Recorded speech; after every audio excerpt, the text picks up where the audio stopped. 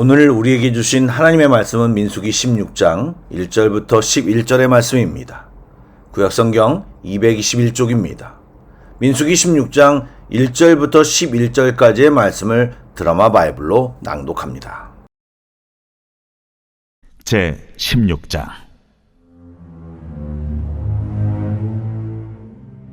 레위의 증손 고핫의 손자 이스라엘의 아들 고라와 루벤 차손 엘리압의 아들 다단과 아비람과 벨렛의 아들 온이 당을 짓고 이스라엘 자손 총회에서 택함을 받은 자 곧 회중 가운데에서 이름 있는 지휘관 250명과 함께 일어나서 모세를 거스르니라. 그들이 모여서 모세와 아론을 거슬러 그들에게 이르되 너희가 분수에 지나도다. 회중이 다 각각 거룩하고 여호와께서도 그들 중에 계시거늘 너희가 어찌하여 여호와의 총회 위에 스스로 높이느냐?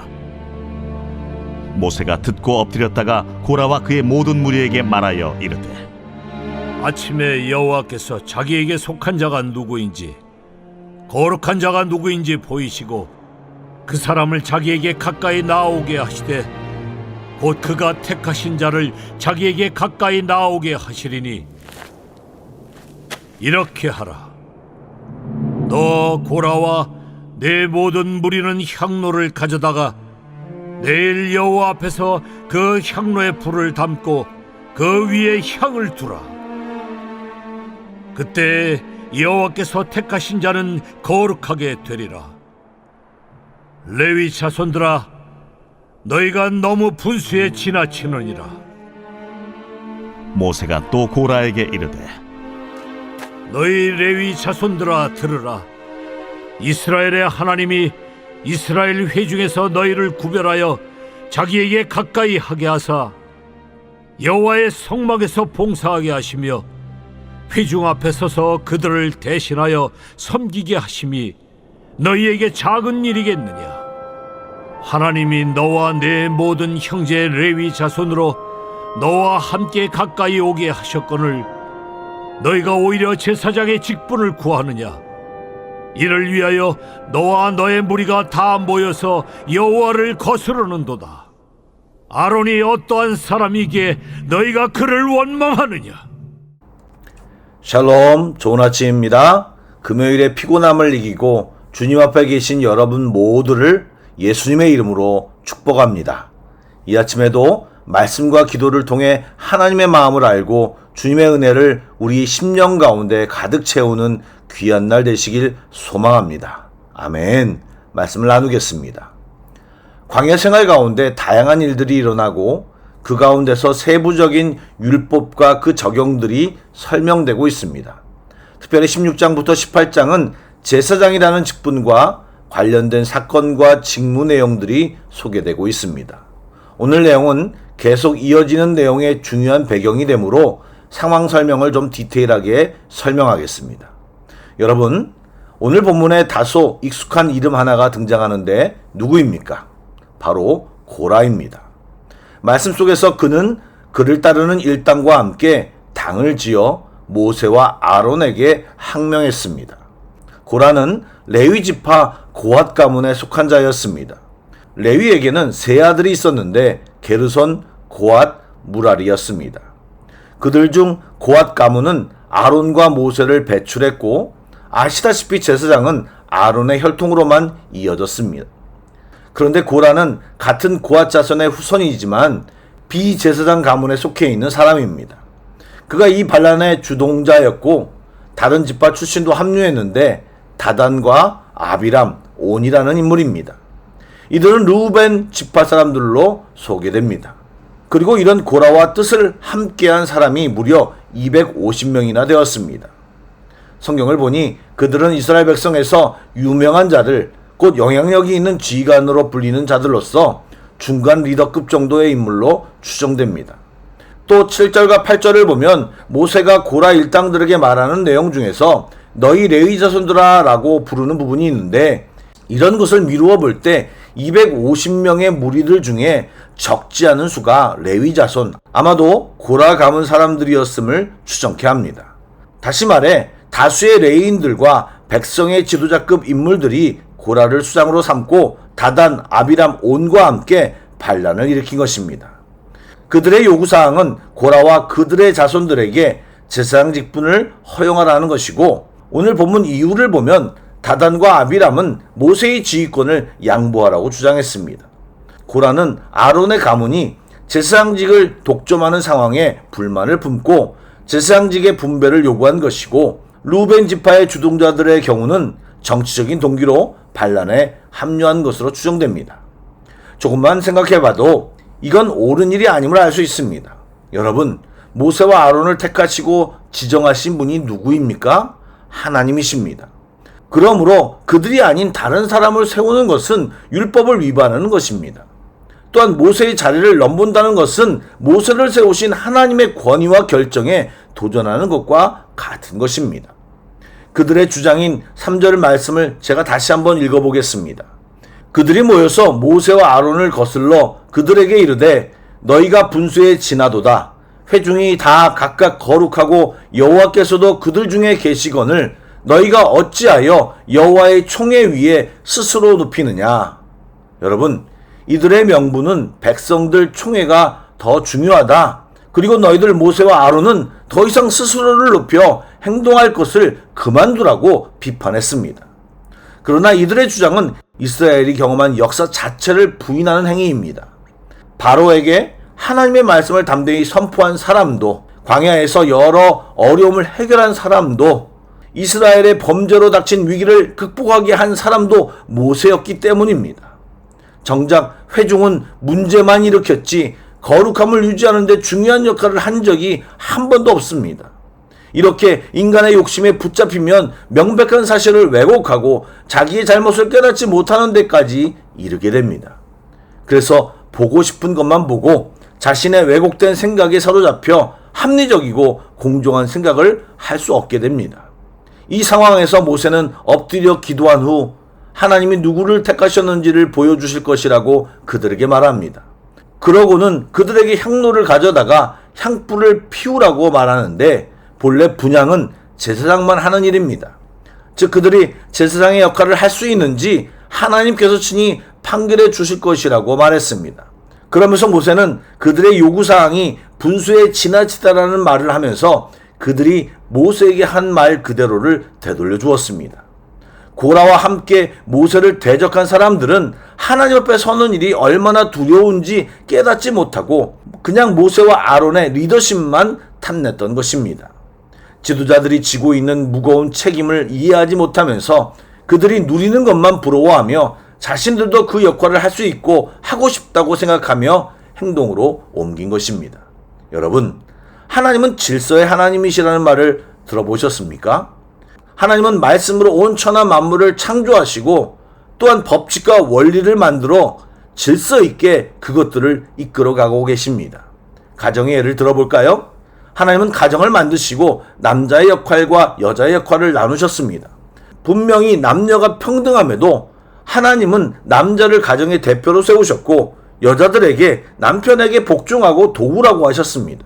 물론 남편들에게는 거의 불가능한 수준의 명령도 하셨습니다. 바로 그리스도가 교회를 사랑한 것 같이 남편이 아내를 사랑하라고 하셨습니다. 즉 자리를 만드시고 각자의 할 일과 책임과 의무를 주셨습니다. 그리고 그것을 성실하게 또 힘들어도 믿음으로 잘 감당하라고 말씀하셨고 그런 삶을 원하십니다. 즉 이런 가정과 가정 안의 질서를 하나님이 만드신 것입니다. 지금 모세와 아론은 스스로 높여 그 자리에 오른 것이 아니고 하나님이 맡기신 직분이고 하나님의 권한을 위임받아 대리자로서 일하고 있는 것입니다. 그것은 하나님이 만드신 질서입니다. 그런데 고라 일당은 하나님이 세운 사람들을 도적으로 모함하고 자신들이야말로 스스로를 높여 자리를 탐하는, 한마디로 교만하고 악한 사람들인 것입니다. 그들이 자신들의 잘못을 모르고 있지만 그들의 행동은 직접적으로 하나님이 세우신 지도자에 대한 도전이고 간접적으로는 하나님의 권위에 대한 도전의 행동이었습니다. 그래서 이들의 최후는 죽음뿐인 것입니다. 이후 모세가 고라와 그를 따르는 레위 자손들에게 말합니다. 고라 가문 사람들은 이미 하나님께 구별되어 귀한 성막봉사를 감당하게 하셨는데 왜 그것을 작은 일로 생각하느냐고 모세는 책망하였고, 주신 은혜를 깨닫지 못하고 욕심을 부리고 여호와를 거스르고 있다고 말하였습니다. 사실 고핫 자손들은 성물을 만지는 역할을 하였기에 게르손과 무라리 자손보다 어찌 보면 더 중요한 역할을 하고 있었는데 감사할 줄 모르고 더 갖고 높아지기만 원하고 있는 것입니다. 여러분, 하나님의 사랑을 받고 하나님 나라를 위해 큰 일을 하는 사람들은 무엇보다 감사할 줄 알고 자족할 줄 알아야 합니다. 받은 복을 세워보아라는 찬송처럼 우리가 누리고 있는 복이 얼마나 크고 놀라운지를 깨닫고 먼저 감사하는 자가 되어야 합니다. 또한 소위 높이 올라가려면 신약에서도 더 낮아지라고 가르치고 있습니다. 낮아지는 삶, 버리는 삶, 주는 삶을 살아야 합니다. 또한 많이 맡기고 준 사람에게는 하나님께서 많은 것을 요구하시고 달라 하신다고 누가복음 12장 48절에 말씀하셨습니다. 왕이라면 왕관의 무게를 견뎌야 하듯이 리더에게는 더 엄격한 그들의 의의를 요구하신다는 사실을 우리는 알아야 합니다. 여러분, 모세는 가나안 땅에 들어가지 못했습니다. 왜요? 외형상 단 한 번의 실수 때문입니다. 살짝 요단강을 건너서 그 땅을 밟은 뒤에 하늘로 부르셔도 되는데 하나님은 그렇게 하지 않으셨습니다. 엄격한 잣대를 적용하시고 그를 가나안 땅에 들어가지 못하게 하셨습니다. 왜요? 그는 하나님과 가장 가까운 사람이었기 때문입니다. 사랑하는 여러분, 하나님이 우리를 세우신 자리에서 마땅히 가져야 할 생각, 그 이상의 생각을 품지 말고 각 사람에게 나눠주신 믿음의 분량만큼 지혜롭게 생각하고 감사하며 사는 것이 최선의 삶입니다. 바라기는 오늘 예배하는 여러분 모두가 그런 삶을 살아가시길 주님의 이름으로 축복합니다. 아멘. 기도하겠습니다. 사랑의 하나님, 우리 안에서 날마다 자라나는 육신의 소욕과 욕심을 주님과 함께함으로 잘라내게 하시고 성령의 법을 따라 감사와 인내와 희생을 하며 주어진 사명을 잘 감당하는 주의 자녀들이 다 되게 하여 주옵소서. 우리 힘만으로는 할 수 없사오니 주여 함께 하시고 인도하여 주시고 가르쳐 주시옵소서. 오늘도 기도하는 모든 성도들을 붙잡아 주시옵소서. 예수님의 이름으로 기도드립니다. 아멘. 계속해서 찬양 한 곡을 묵상하시고 합심 기도와 개인 기도로 나아가겠습니다.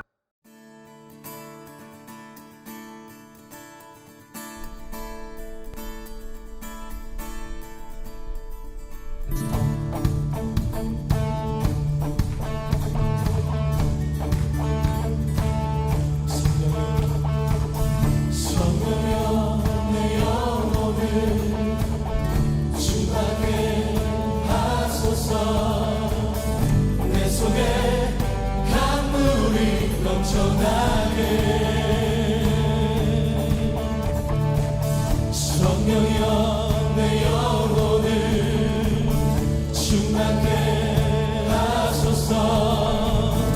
내 속에 강물이 넘쳐나게. 성령 하나님, 성령 하나님, 나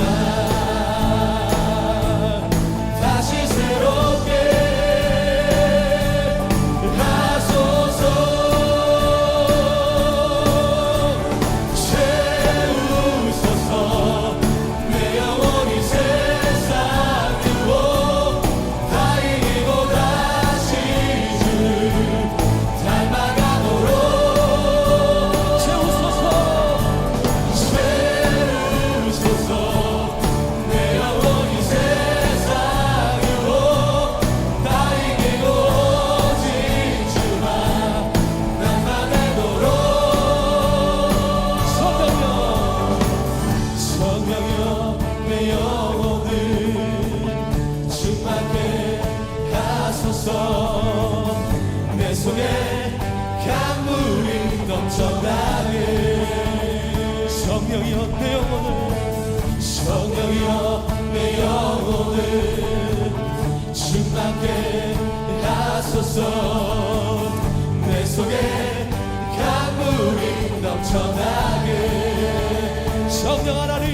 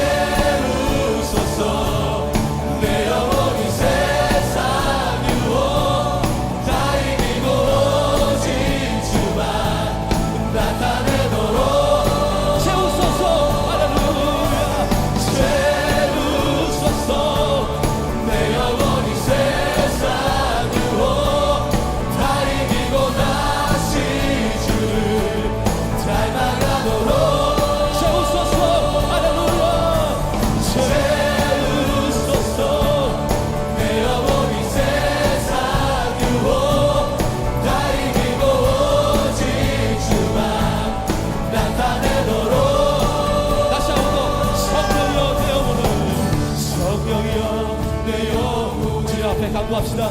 주밖에 안전한 마음으로 주 앞에 나갑시다. 내 속에 강물이 넘쳐나게 성령이여 내 영혼을 성령이여 내 영혼을 주님께 하소서. 내 속에 강물이 넘쳐나게 성령 하나님 성령 하나님 나 다시 새롭게 하소서. 할렐루야 세우소서. 아버지 내 영혼이 세상 위로 다